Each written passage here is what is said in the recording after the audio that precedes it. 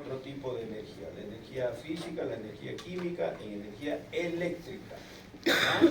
O sea, tenemos células especializadas que convierten estas energías, diferentes tipos de energías en energía eléctrica para que llegue la información al cerebro.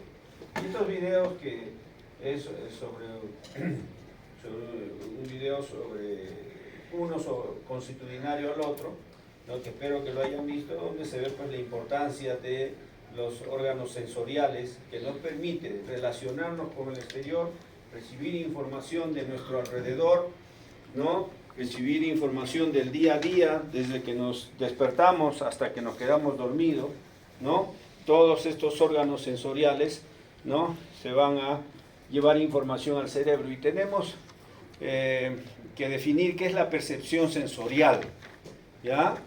Es la capacidad que tiene el cerebro de detectar los estímulos externos, ¿ya? Felizmente nuestro cerebro, la naturaleza ha dotado de anexos que le permiten recoger información. Yo los veo a todos sentaditos en fila, ¿no? Esa información es por mi órgano sensorial óptico, que va a convertir la imagen en energía eléctrica, y la energía eléctrica va a llegar al cerebro y el cerebro va a interpretar, ¿de acuerdo? Y en base a eso va a tomar decisiones, ¿de acuerdo?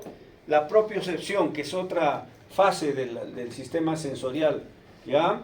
Que es como dice, propio de mí, ¿ya? Acuérdense, ¿no? Hay cosas que no hay que memorizar, propiocepción, o sea, esa información permite al cerebro saber la posición en la que me encuentro.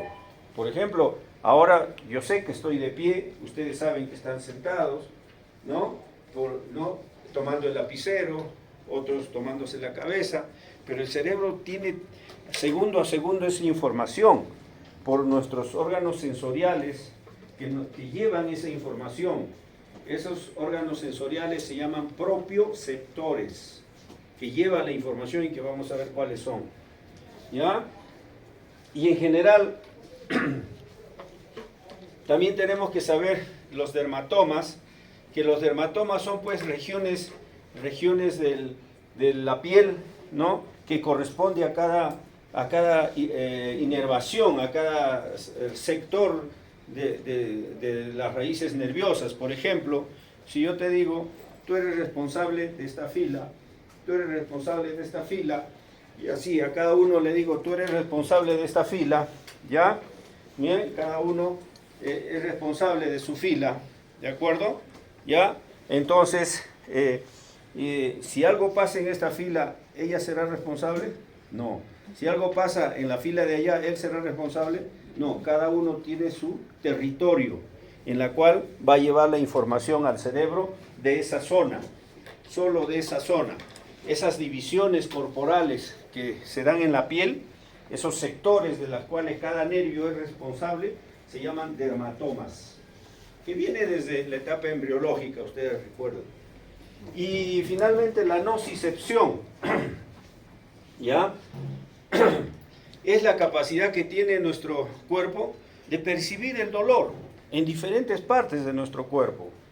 Me hinqué con algún objeto, sentí el dolor, pisé algo, sentí el dolor, me golpeé la espalda con algo, ¿no? Me golpeé la cabeza, ¿no?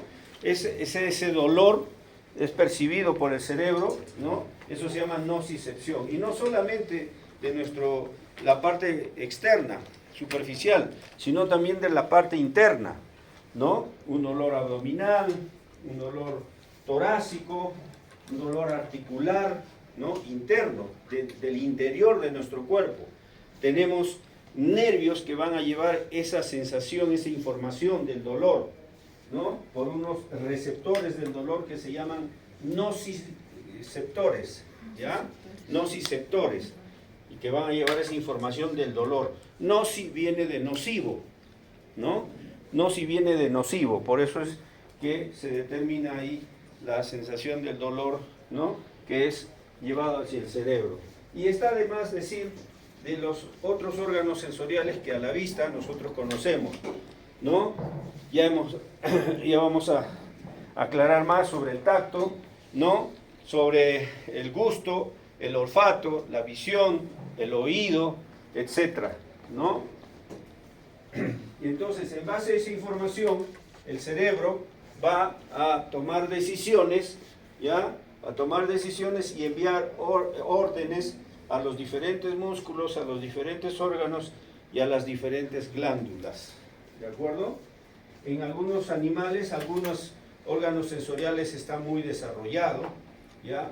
Y el cerebro determina inclusive conductas.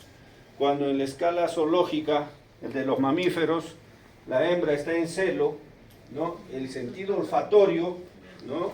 del macho es captado por su cerebro, y el cerebro toma actitudes, toma órdenes para que el macho se desplace o haga, corteje a la hembra o intente, ¿no?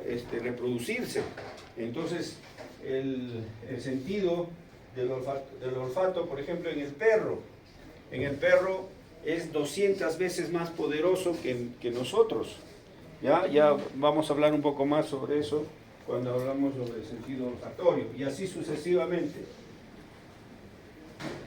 Entonces, tenemos mecanorreceptores, si hablamos de tipo de receptores, termorreceptores. Entonces, los mecanorreceptores, ¿qué receptarán? ¿Qué captarán, en otras palabras? Los cambios mecánicos, ¿no? Físicos. Los termorreceptores, temperatura. Los nociceptores, ya hemos dicho, el dolor. Los fotorreceptores, la luz. Los quimiorreceptores, las sustancias químicas, ¿no es cierto?, disueltas en el ambiente o en alguna sustancia, ¿no? Y para esto tiene que haber un estímulo.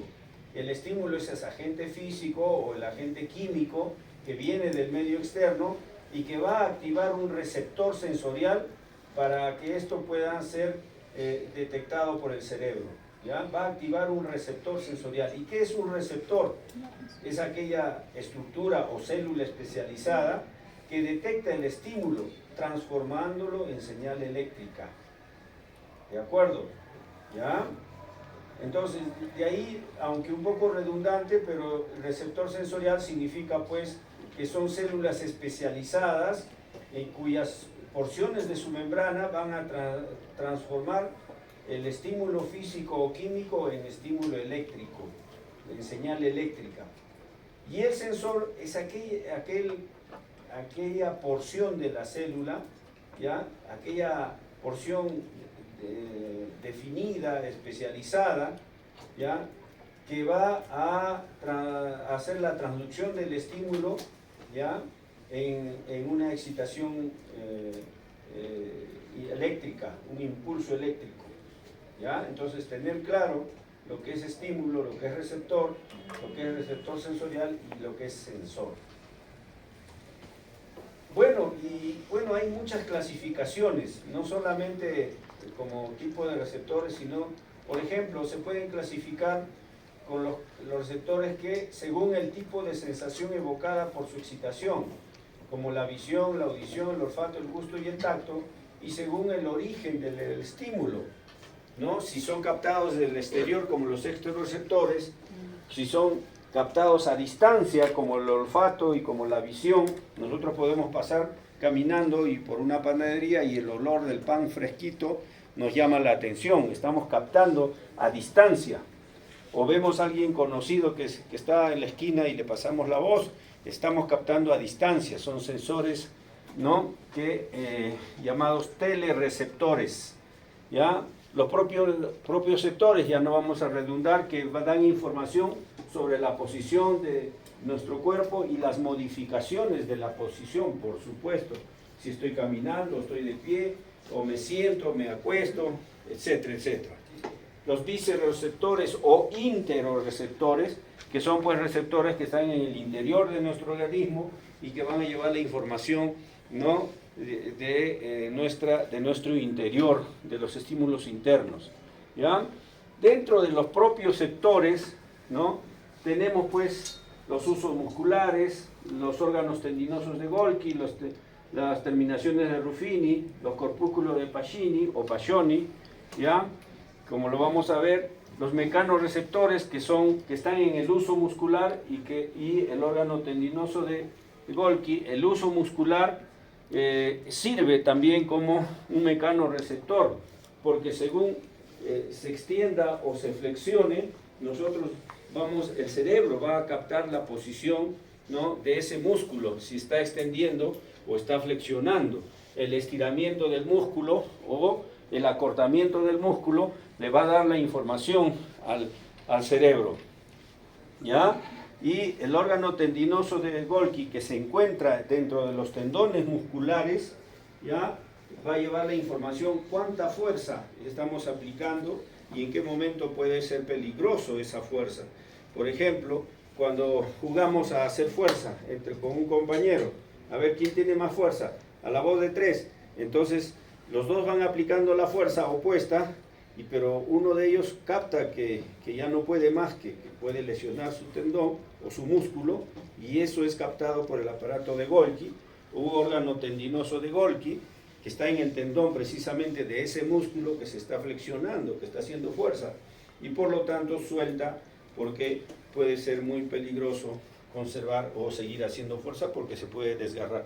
El cerebro subconscientemente detecta eso, ¿ya? Y te lleva a hacer una actitud de soltar, porque si no se puede lesionar, ¿ya? Los quimiorreceptores, obviamente, que captan las sustancias químicas, tanto del exterior como del interior de nuestro cuerpo, ¿no? Por ejemplo, del exterior, todo lo que ingresa por el sentido del gusto, con las papilas gustativas, lo que ingresa en forma de sustancias químicas disueltas en el aire, ¿no?, como el epitelio olfatorio, ¿no?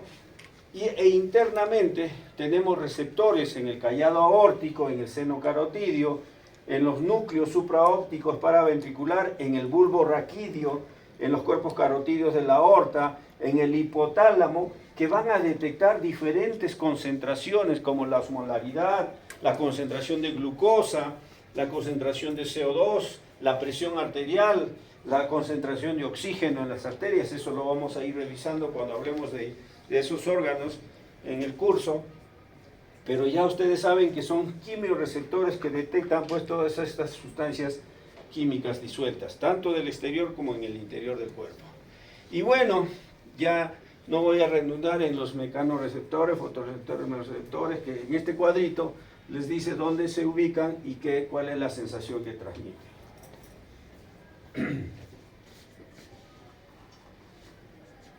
Bueno, empecemos por estos mecanorreceptores, que tenemos los corpúsculos de Pacini o Pacioni, que se ubican a nivel profundo, ¿no?, en la hipodermis e inclusive a nivel muscular, ¿ya?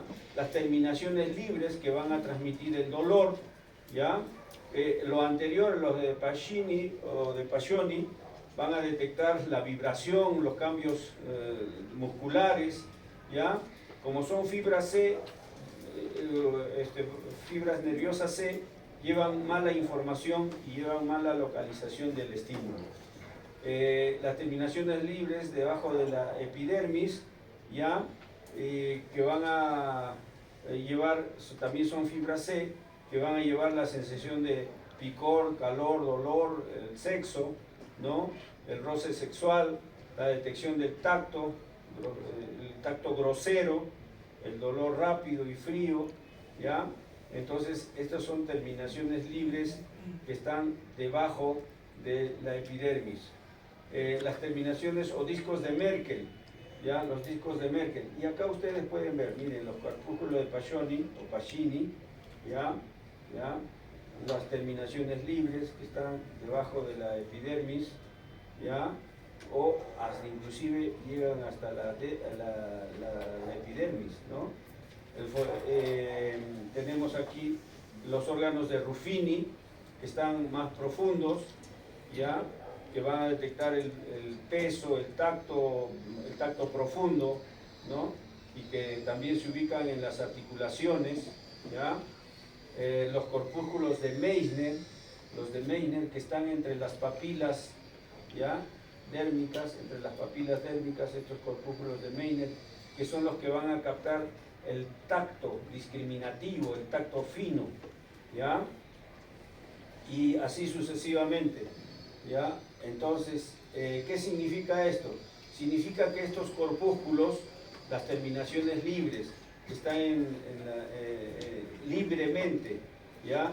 Los corpúsculos de Pacioni, de Ruffini, de Krauss, de Meissner, etc., se ubican en diferentes zonas de la piel. Pero, ¿qué nos dice el sentido común? El sentido común, ¿qué nos dice? Nos dice que, por ejemplo, para sentir algo tan ligero, ¿ya?